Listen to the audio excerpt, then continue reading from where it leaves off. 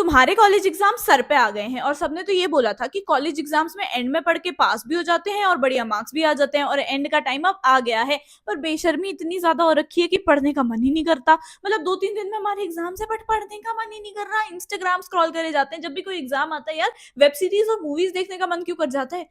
Trust me, been there done that, but still I scored 9+ CGPA। बताती हूँ कैसे। आज की वीडियो में मैं तुम्हें ऐसे 10 टिप्स एंड ट्रिक्स देने वाली हूँ ना, जिनकी वजह से 10-12 मार्क्स तो तुम्हें फालतू में मिल जाएंगे। क्योंकि अगर तुम्हें पूरा सिलेबस भी आता हो ना, पर तुम एग्जाम में लिख नहीं पा रहे हो तो मार्क्स कट जाएंगे। बट वहीं पर अगर तुम्हें एवरेज भी आता है और तुमने इस तरह से लिख दिया जो मैं अभी आगे तुम्हें स्टेप्स बताने वाली हूँ, भाई 10-15 मार्क्स फालतू के मिलेंगे एंड 9 CGPA। हेलो। सबसे पहले तो तुम 10 ईयर उठा लो और जो भी यूनिट तुम पढ़ रहे हो ना, वो देख लो कि पिछले 10 सालों में उस यूनिट से कौन सा टॉपिक सबसे ज्यादा पूछा गया है, बार बार रिपीट हो रहा है। उस टॉपिक को पहले ही कर लो, क्योंकि कॉलेज एग्जाम्स में ना ज्यादा दिमाग नहीं लगाया जाता है। जो हमेशा क्वेश्चन पूछे जाते हैं वही पूछ दिए जाते हैं। ठीक है, तो तुम्हें घबराने की जरूरत नहीं है। 10 ईयर से ही कर लोगे, वो भी मोर देन इनफ है। लास्ट मिनट टिप्स बता रही हूँ तुम्हें वैसे भी। ठीक है, तो उनको कर लेना। इंपॉर्टेंट टॉपिक्स को हर यूनिट के सबसे पहले निपटा डालो। उसके बाद सेकंड काम करना होगा जो सेकंड इंपॉर्टेंट, मतलब ये तो सबसे ज्यादा पूछा गया है, उसके बाद ये टॉपिक से पूछा गया, तो उनको हर यूनिट का खत्म कर लो। ठीक है, किसी भी यूनिट को छोड़ के मत जाना, वरना तुम्हारे मार्क्स 18 जहां जाएंगे वहां जाएंगे। ठीक है,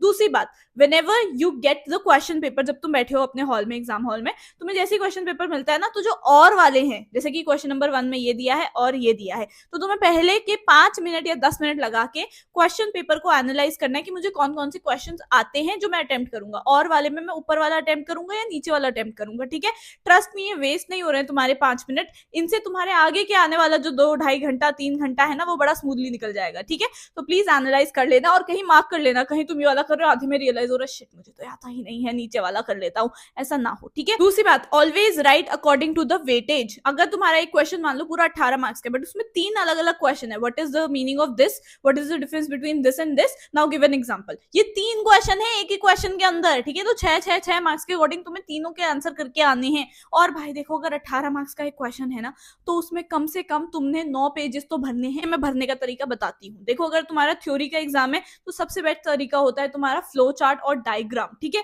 ज्यादा ज्यादा डायग्राम बना के आओ। अगर कोई भी प्रोसेस है तुम उसमें भी वो फ्लो चार्ट बना के आ सकते हो। यानी कि स्टेप नंबर 1 एरो डाल के, स्टेप नंबर 2 बॉक्स में, एरो डाल के 3, ऐसे करके तुमने सारे फ्लो चार्ट की जो मेन मेन हेडिंग है वो लिख दी उसके अंदर। कई बार ना एग्जामिनर क्या करता है, वो ये देख लेता है, पीछे पलटता है तो तुमने एक्सप्लेन कर रखा होगा उनको, कीवर्ड हाईलाइट कर रखे होंगे, तो वो बोलते हैं अरे वाह यार, इसने तो आगे ये स्टेप्स को वही बता रखे है ना, एक्सप्लेन ही तो कर रखा है, आगे फ्लो चार्ट में मुझे पता चली गया है कि इस बच्चे को आता है। तो वो टिक टिक करके आगे बढ़ते हैं, क्योंकि एग्जामिनर को बहुत सारी कॉपीज चेक करनी होती है, ट्रस्ट मी। ठीक है, तो उनको ये देखना होता है कि हाँ यार, जिसने बड़ी अच्छे से डायग्राम वायग्राम बना रखा है उसको वो टिक कर देते हैं। क्योंकि ये बात ना हमारी टीचर्स ने हमें सामने से बताई है, जो खुद दूसरे कॉलेजेस के एग्जाम चेक करने जाते हैं, कि अगर उनको दूसरे कॉलेजेस के एग्जाम चेक करते रहे, ऐसी कॉपीज मिलती हैं जिनमें उन्होंने प्रॉपर फ्लो चार्ट बनाया है, कीवर्ड्स को अंडरलाइन कर रखा है, जो भी अगर मैथ्स में कोई फॉर्मूला लिखा है उसको बॉक्स में रख रखा है, फाइनल आंसर बॉक्स में रख रखा है, तो वो उनको फटाफट से मार्क्स दे देते हैं। क्योंकि उनका एक हैप्पी मूड हो जाता है कि यार इस बच्चे ने तो ऑलरेडी आराम से कीवर्ड्स वगैरह हाईलाइट कर रखे हैं, हमें इधर उधर गंद मचा के देखना नहीं पड़ता है। दूसरी बात, हैंड राइटिंग साफ साफ लिख के आ जाना। ठीक है, ताकि टीचर का दिमाग ना खराब हो जाए तुम्हारा देखते हो कि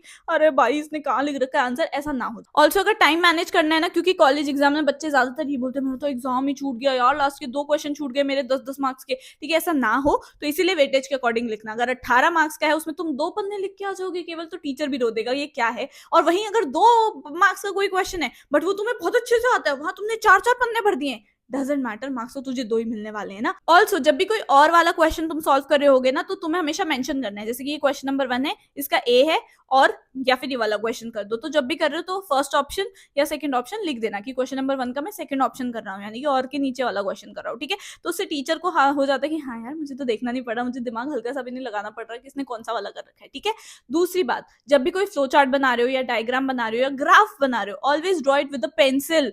नहीं है तो बगल वाले से मांगो, आगे पीछे वालों से मांगो, बट प्लीज पेन से मत बनाना। नेक्स्ट पॉइंट थोड़ा कंट्रोवर्शियल है, बट हमारे टीचर्स हमारे मुंह पे हंसते हैं जब ये होता है। यानी कि तुम्हारी आंसर शीट में जब तुम साइड में मार्जिन बनाते हो, उनको भी पता है कि तुमने साइड में मार्जिन इसलिए बनाई है ताकि तुम्हारा आंसर बड़ा लगे, क्योंकि तुम्हें आंसर आता नहीं है, तुम उसको बस बड़ा दिखाना चाहते हो पन्ने भरने के लिए। That's wrong, teacher already knows. ठीक है, अगर तुमने साइड में मार्जिन बना रखा है और एक लाइन में केवल 4 वर्ड्स लिख के आ रहे हो, लंबा लंबा चौड़ा चौड़ा, टीचर बेवकूफ नहीं है, वो हमारे मुंह पे ऐसे हंस के बोलती है, तुम्हें क्या लगता है हम बेवकूफ है? हम दूसरे बच्चों की कॉपी चेक करके आते, इतनी हंसी आती है हमें पता है तुमने मार्जिन क्यों बनाई है। पढ़ने के लिए वन शॉट रिविजन देख लो यूट्यूब पे, और देखो कई बार ऐसा होता है हम चैप्टर का नाम लिखते हैं और नहीं आता है, बट जो टॉपिक है टॉपिक वाइज लिख दो तो तुम्हें यूट्यूब वीडियोस आराम से दिख जाएंगी। If not that then ask ChatGPT कि ये है मेरा पर्टिकुलर 10 ईयर्स पिछले 10 सालों के जो ये सब्जेक्ट के हैं, प्लीज मुझे क्वेश्चंस बता दे along with the answers that I can write. दूसरी बात, आंसर्स तुम्हें हमेशा पॉइंट्स में लिखने हैं, ठीक है, कभी भी लंबे लंबे पैराग्राफ्स में मत लिखो, हमेशा पॉइंट्स में लिखो। इसकी वजह से मेरे कसम से 9+ सीजी पे आते थे, क्योंकि मैं हमेशा पॉइंट्स में लिखती थी विद सब हेडिंग्स एंड हेडिंग्स अलग से सेपरेटली, ठीक है। नेक्स्ट पॉइंट है, सबसे पहले वो वाला क्वेश्चन करो जो तुम्हें सबसे अच्छे तरीके से आता है। तुम्हें पता है कि अच्छा मुझे तो क्वेश्चन नंबर 5 बहुत अच्छे से आता है, मैं इसमें अच्छा खासा 10-15 पन्ने भर सकता हूँ, उसको सबसे पहले भर दो। And trust me, college life में कॉलेज एग्जाम्स में तुम्हें पन्ने भरने पड़ेंगे तभी तुम्हारे मार्क्स बनेंगे, ठीक है, क्योंकि टीचर भी देखते हैं अरे वाह से पन्ने भरे, कुछ तो अच्छा लिखा होगा, गाने मत लिख के आना, ना ना ना, जो मीम्स देखते हैं ना गाने लिख के आ जाते हैं, नहीं प्लीज ऐसा मत करना, टीचर इतना देखते हैं, ठीक है। तो सबसे पहले जो अच्छे से आता है उसको लिख दो,